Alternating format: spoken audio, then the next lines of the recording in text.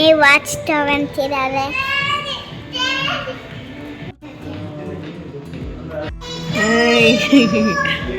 ಸರಿ ಬಾಯ್ ಹೋಗೋಣ.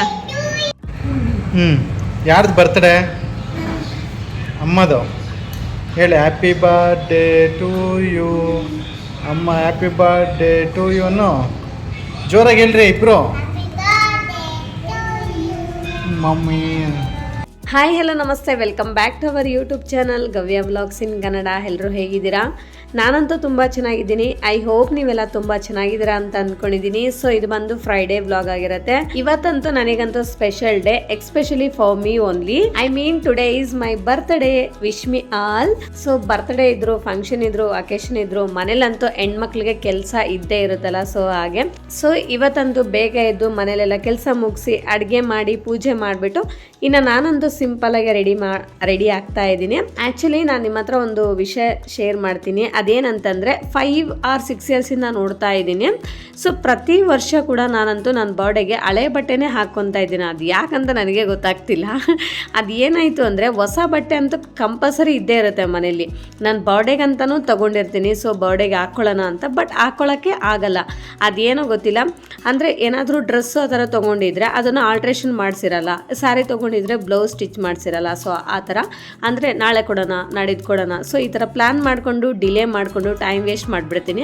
ಸೊ ಅದರಿಂದ ನನ್ನ ಬರ್ಡೇಗಂತೂ ಯಾವ ವರ್ಷ ಕೂಡ ಹೊಸ ಬಟ್ಟೆ ಹಾಕೋದೇ ಇಲ್ಲ. ಬರ್ಡೇ ಎಲ್ಲ ಆದಮೇಲೆ ಹೊಸ ಬಟ್ಟೆ ಹಾಕ್ಕೊತೀನಿ. ಮೇ ಬಿ ಒಬ್ಬೊಬ್ರು ಹೇಳ್ತಿರ್ತಾರಲ್ಲ ಬರ್ಡೇಗೆಲ್ಲ ಹೊಸ ಬಟ್ಟೆ ಹಾಕಬಾರ್ದು ಅಂತ. ಸೊ ಮೇ ಬಿ ನನ್ನ ವಿಷಯದಲ್ಲಿ ಕೂಡ ಹಾಗೆ ಆಗ್ತಿದೆಯೇನೋ, ನನಗೂ ಕೂಡ ಗೊತ್ತಿಲ್ಲ. ಸೊ ಸಿಂಪಲಾಗಂತೂ ನಾನಂತೂ ರೆಡಿಯಾಗಿದ್ದಾಯಿತು. ಆ್ಯಂಡ್ ಇವಾಗಿನ ನಮ್ಮ ಇನ್ಸ್ಟಿಟ್ಯೂಟ್ಗೆ ಹೋಗಬೇಕು. ಸೊ ಮಕ್ಕಳು ಹಸ್ಬೆಂಡು ಎಲ್ಲ ಕೂಡ ಹೋಗ್ಬಿಟ್ರು. ಸೊ ಇನ್ನು ಅವರಂತೂ ಇವಾಗೆಲ್ಲ ಬೇಗ ಹೋಗ್ತಿದ್ದಾರೆ. ನಂದು ಸ್ವಲ್ಪ ಲೇಟ್ ಆಯಿತು. ಇನ್ನು ಹೋಗೋಣ ಅಂತ ಹೇಳ್ಬಿಟ್ಟು ಹೋಗ್ತಾ ಇದ್ದೀನಿ. ಹೋಗ್ತಾ ಇನ್ನು ಆನ್ ದಿ ವೇ ಅಲ್ಲಿ ಸ್ವೀಟ್ ಶಾಪ್ ಇದ್ದರೆ ಅಲ್ಲಿ ಸ್ವೀಟ್ಸ್ನ ತೊಗೊಂಡು ಹೋಗ್ಬಿಟ್ಟು ಇನ್ನು ನಮ್ಮ ಮ್ಯಾಮ್ಗೂ ನಮ್ಮ ಫ್ರೆಂಡ್ಸ್ಗೂ ಎಲ್ಲರಿಗೂ ಕೂಡ ನಾನು ಸ್ವೀಟ್ಸ್ನ ಕೊಟ್ಟಿದ್ದಾಯಿತು. ಈ ಥರ ಸಿಂಪಲಾಗಂತೂ ನಮ್ಮ ಇನ್ಸ್ಟಿಟ್ಯೂಟಲ್ಲಿ ನನ್ನ ಸೆಲೆಬ್ರೇಷನ್ ಆಯಿತು. ಆ್ಯಂಡ್ ಇನ್ನು ನಮ್ಮ ಹಸ್ಬೆಂಡ್ ಏನು ಮಾಡ್ತಾರೋ ನೋಡಬೇಕು. Evening birthday to you, happy birthday to you, happy birthday dear Mamata, happy birthday to you, may God bless you, may God bless you, dear Mamata, happy birthday to you.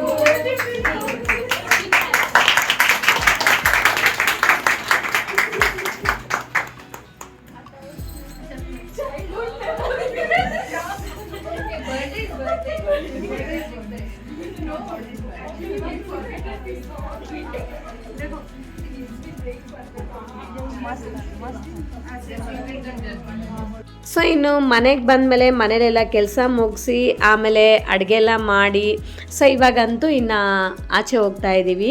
ಅಂದರೆ ನಮ್ಮ husband ಹೇಳಿದ್ರು ನಿನಗೊಂದು gift ಕೊಡಿಸ್ತೀನಿ ಬಾ ಅಂತ ಹೇಳಿಬಿಟ್ಟು. ಸೊ ಹಾಗಾಗಿ ಇಲ್ಲಿ ಬಂದಿದ್ದಾಯಿತು. ಸೊ ಎಲ್ಲಿ ಬಂದಿದ್ದೀನಿ ಅಂತ ನೋಡಿ, ಟೈಟಾನ್.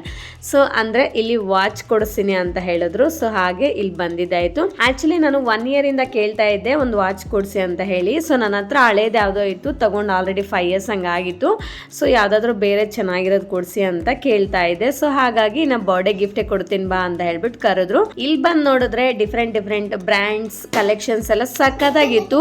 ಆ್ಯಂಡ್ ನನಗಂತೂ ಇಷ್ಟ ಆಗಿದ್ದು ಆ ರಾಗ ಪರ್ಪಲ್ ಅಲ್ಲಂತೂ ಕಲೆಕ್ಷನ್ಸ್ ಅಂತೂ ಮಸ್ತಾಗಿತ್ತು. ಬಟ್ ಕಾಸ್ಟ್ ವೈಸ್ ನೋಡಿಕೊಂಡ್ರೆ ಬ್ರ್ಯಾಂಡ್ ಅಲ್ಲ, ಸೊ ಕಾಸ್ಟ್ ಅಂತೂ ಜಾಸ್ತಿನೇ ಇರುತ್ತೆ. ನಾನಂತೂ ಯಾವಾಗಲೂ ತುಂಬ ಎಕ್ಸ್ಪೆನ್ಸಿವ್ ಇರೋ ವಾಚಸ್ ಅಂತೂ ಪರ್ಚೇಸ್ ಮಾಡಲ್ಲ. ಬಿಕಾಸ್ ತುಂಬ ಎಕ್ಸ್ಪೆನ್ಸಿವ್ ಇರೋ ವಾಚ್ ಒಂದು ತಗೊಳ್ಳೋ ಬದಲು 2-3 ತಗೋಬೋದು, 2-3 ಕಟ್ಬೋದು ಅಂತ ಆ ಥರ ಯೋಚನೆ ಮಾಡ್ತೀನಿ.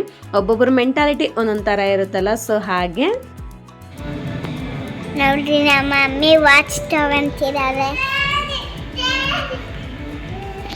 ಸೊ ನಾನಂತೂ ವಾಚಸ್ ನೋಡ್ತಾ ಇದ್ದೆ. ಸೊ ಅವಾಗ ನಮ್ಮ ಗಮ್ಯ ಈ ವಿಡಿಯೋ ಶೂಟ್ ಮಾಡಿದ್ದಾಳೆ.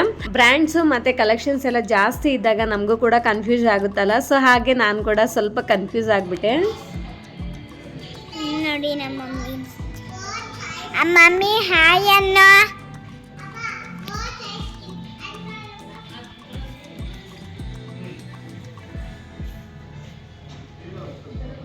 ಸೊ ನೋಡಿ ಕಲೆಕ್ಷನ್ಸ್ ಎಲ್ಲ ತುಂಬ ಚೆನ್ನಾಗಿದೆ. ಕೆಲವೊಂದು ಕಪಲ್ ವಾಚಸ್ ಇತ್ತು.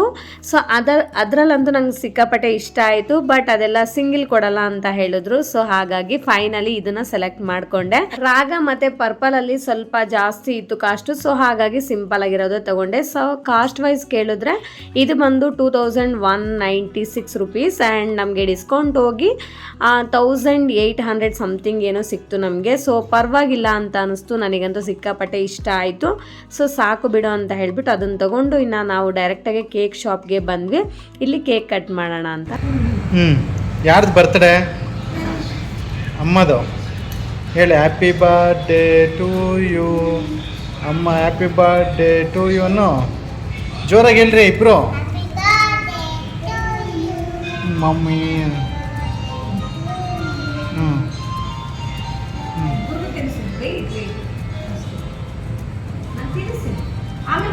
ಗಮ್ಯ ಗಮ್ಯ ಎಲ್ಲ ನೋಡು ತಂದು.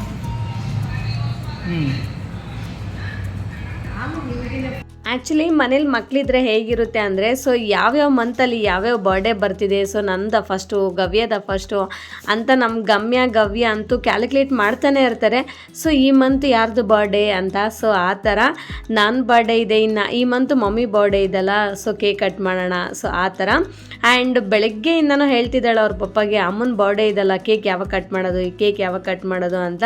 ಸೊ ಅವ್ರ ಪಪ್ಪ ಆಯ್ತಮ್ಮ ಕಟ್ ಮಾಡೋಣ ಅಂತ ಹೇಳ್ತಾಯಿದ್ರು. ಸೊ ಇನ್ನು ನಾವು ಅಲ್ಲಿ ವಾಚ್ ತಗೊಂಡು ಡೈರೆಕ್ಟಾಗಿ ಕೇಕ್ ಶಾಪ್ಗೆ ಬಂದು ಸೊ ಇಲ್ಲೇ ಕೇಕ್ ತೊಗೊಂಡು ಇಲ್ಲೇ ಸಿಂಪಲಾಗಿ ಕೇಕ್ ಕಟ್ ಮಾಡಿಬಿಟ್ಟು ಇನ್ನು 4 ಜನ ತಿಂತಾ ಇದ್ದೀವಿ. ನಾವಂತೂ ಬರ್ಡೇ ಅಂತ ಹೇಳಿಬಿಟ್ಟು ತುಂಬ ಗ್ರ್ಯಾಂಡಾಗೆಲ್ಲ ಸೆಲೆಬ್ರೇಟ್ ಮಾಡೋಕ್ಕೆ ಹೋಗಲ್ಲ, ಈ ಥರ ಸಿಂಪಲಾಗೆ ಮಾಡ್ಕೊತೀವಿ. ಆ್ಯಂಡ್ ಎಕ್ಸ್ಪೆಷಲಿ ಮಕ್ಕಳದಂತೂ ನಾನು ಮನೆಯಲ್ಲಿ ಸ್ವಲ್ಪ ಚೆನ್ನಾಗಿ ಗ್ರ್ಯಾಂಡಾಗೆ ನಾನೇ ಮನೆಯಲ್ಲೇ ಡೆಕರ್ ಮಾಡಿಬಿಟ್ಟು ಬರ್ಡೇನ ಸೆಲೆಬ್ರೇಟ್ ಮಾಡ್ತೀವಿ. ಸೊ ಆಚೆ ಎಲ್ಲ ಹೋಗಿ ಜಾಸ್ತಿ ಗ್ರ್ಯಾಂಡಾಗೆಲ್ಲ ಮಾಡೋಕ್ಕೆ ಹೋಗಲ್ಲ.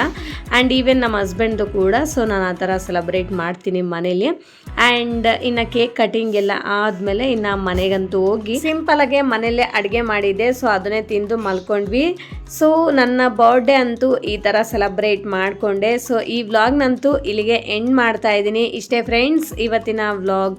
ಈ ವ್ಲಾಗ್ ನಿಮ್ಗೆ ಇಷ್ಟ ಆಗಿದ್ರೆ ಪ್ಲೀಸ್ ಒಂದು ಲೈಕ್ ಮಾಡಿ, ಶೇರ್ ಮಾಡಿ, ವಿಡಿಯೋ ಹೇಗಿದೆ ಅಂತ ಒಂದು ಕಾಮೆಂಟ್ ಮಾಡಿ ಆ್ಯಂಡ್ ದಯವಿಟ್ಟು ಸಬ್ಸ್ಕ್ರೈಬ್ ಮಾಡ್ಕೊಳ್ಳೋದನ್ನು ಮಾತ್ರ ಮರಿಬೇಡಿ. Okay, thank you for watching. See you in the next vlog. Okay, bye bye, take care, good night.